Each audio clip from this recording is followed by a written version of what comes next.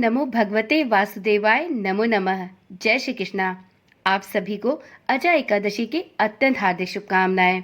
ऐसी मान्यता है कि एकादशी का व्रत करने वाले सभी साधकों पर हरि की कृपा सदा सर्वदा बनी रहती है।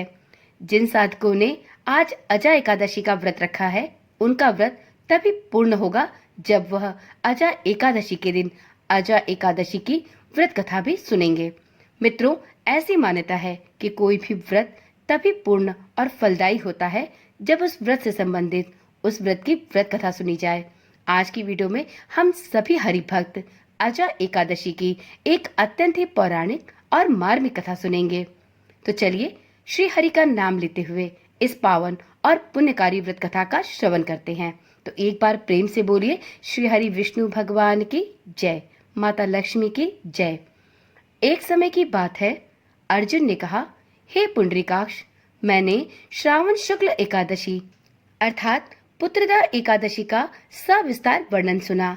अब आप कृपा करके मुझे भाद्रपद माह के कृष्ण पक्ष की एकादशी के विषय में बतलाएं। इस एकादशी का क्या नाम है तथा इस व्रत को करने का क्या विधान है? इसका व्रत करने से किस प्रकार के फलों की प्राप्ति होती है? श्री कृष्ण ने कहा, हे कुंती पुत्र, भाद्रपद माह के कृष्ण पक्ष की एकादशी को अजा एकादशी के नाम से जाना जाता है। यह व्रत करने से सभी तरह के पाप नष्ट हो जाते हैं।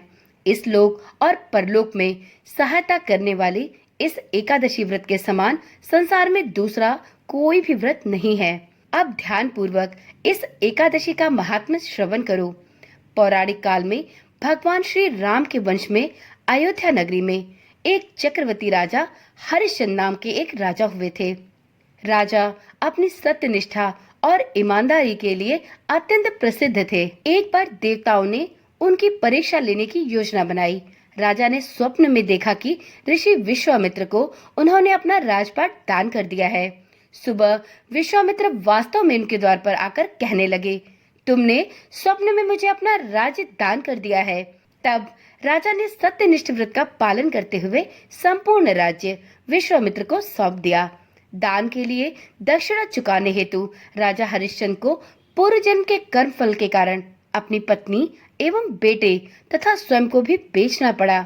हरिश्चंद्र को एक डोम ने खरीद लिया जो शमशान भूमि में लोगों के दाह संस्कार का काम करवाता था। राजा हरिश्चंद्र स्वयं एक चंडाल का दास बन गए। उन्होंने उस चंडाल के यहाँ कफन लेने का काम प्रारंभ किया, किंतु उन्होंने इस घोर कष्ट और आपत्ति के समय में भी अपने सत्यनिष्ठा को नहीं छोड़ा। जब इसी प्रकार उन्हें कई वर्ष बीत गए तो उन्हें अपने इस नीच कर्म पर बड़ा दुख हुआ और वह इससे मुक्त होने का उपाय खोजने लगे।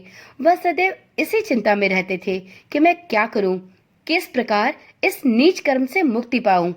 एक बार की बात है, वह इसी चिंता में बैठे थे कि गौतम ऋषि उनके पास आ पहुंचे। हरिश्चंद्र ने उन्हें प्रणाम किया और अपनी दुख भरी कथा व्यथा सुनाने लगे।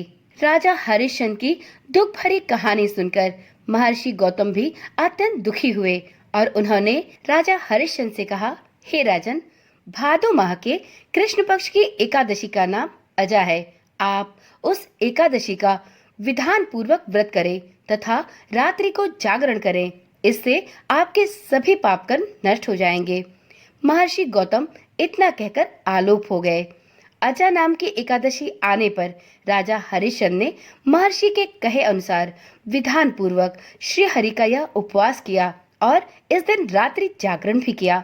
इस व्रत के प्रभाव से राजा के सभी पाप नष्ट हो गए। उस समय स्वर्ग में नगाड़े बजने लगे तथा पुष्पों की वर्षा होने लगी। उन्होंने अपने सामने ब्रह्मा, विष्णु, महेश तथा अन्य देवेंद्र आदि देवताओं को खड़ा पाया। उन्होंने अपने मृतक पुत्र को जीवित तथा अपनी पत्नी को राजसी वस्त्र तथा आभूषणों से परिपूर्ण देखा। व्रत के प्रभाव से राजा को पुनः अपने राज्य की प्राप्ति हुई।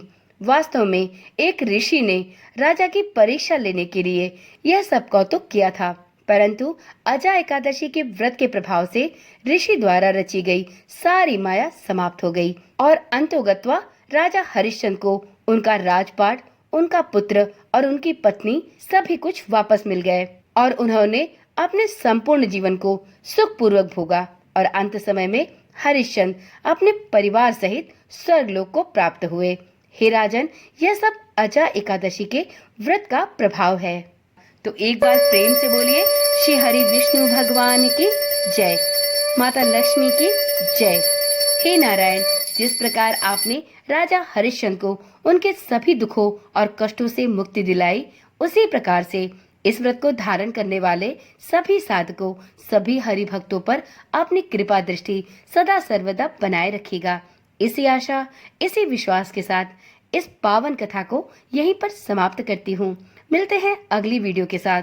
मित्रों, आपको इस चैनल के माध्यम से इसी प्रकार की व्रत कथाएं और व्रत पर्वों से संबंधित सभी आवश्यक जानकारियां प्राप्त होती रहती हैं। यदि आप चैनल पर पहली बार आए हैं या आपने अभी तक इस चैनल को सब्सक्राइब नहीं किया, तो अब देर न करें।